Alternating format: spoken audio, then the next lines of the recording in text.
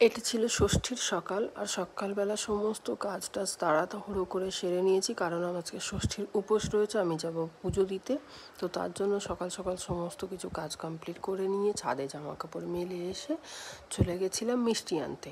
কারণ এ বাড়িতে আমার পুজোর তেমন কোনো বাসন কোসন নেই, যে যার জন্য আমি পুজো ঘরে ডালা তৈরি করতে পারি। তো তার আসবার সময় একটুখানি ফুল আর মিষ্টি নিয়ে চলে আসলাম বাড়িতে। পুজো করে তারপর বেরিয়ে গেছিলাম আমি পুজো দিতে।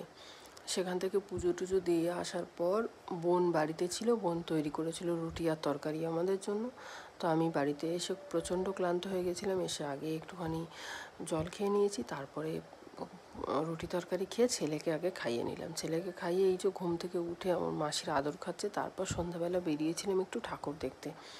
বেশি দূর যেতে পারিনি, কারণ আদি ছোট, তো ওকে নিয়ে বেশি ভিড়ের মধ্যে যাব না। 2-3টে ঠাকুর দেখে বাড়িতে চলে আসা হয়েছে। তো এটাই ছিল ভিডিও।